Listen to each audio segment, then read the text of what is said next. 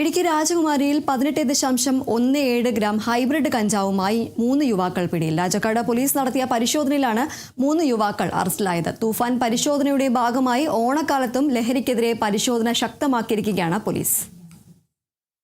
രാജകുമാരി ആവണക്കുംചാൽ പാലത്തിന് സമീപം വ്യാഴാഴ്ച രാവിലെയായിരുന്നു പോലീസ് പരിശോധന. ആവണക്കുംചാൽ സ്വദേശികളായ Joel George, Anand Sajeev, Joel Jose എന്നിവരാണ് പിടിയിലായത്. ജീപ്പിൽ സഞ്ചരിക്കുകയായിരുന്ന ഇവരെ രഹസ്യവിവരത്തിന്റെ അടിസ്ഥാനത്തിലാണ് പോലീസ് തടഞ്ഞത്.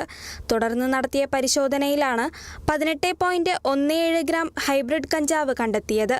ബാംഗ്ലൂരിൽ നിന്ന് 15,000 രൂപ നൽകിയാണ് കഞ്ചാവ് വാങ്ങിയതെന്ന് ജോയൽ ജോർജ് പോലീസിനോട് പറഞ്ഞതായി അധികൃതർ അറിയിച്ചു. സ്വന്തം ആവശ്യത്തിനായാണ് കഞ്ചാവ് കൊണ്ടുവരുന്നതെന്നും പ്രതികൾ മൊഴി നൽകി. NDPS നിയമപ്രകാരം കേസെടുത്ത പോലീസ് പ്രാഥമിക നടപടികൾ പൂർത്തിയാക്കി പ്രതികളെ ജാമ്യത്തിൽ വിട്ടു. ഇടുക്കിയിലെ വിനോദസഞ്ചാര മേഖലകൾ കേന്ദ്രീകരിച്ച് ലഹരിക്കെതിരായ പരിശോധന വരും ദിവസങ്ങളിലും ശക്തമാക്കുമെന്ന് പോലീസ് അറിയിച്ചു. Kerala vision news, Idukki.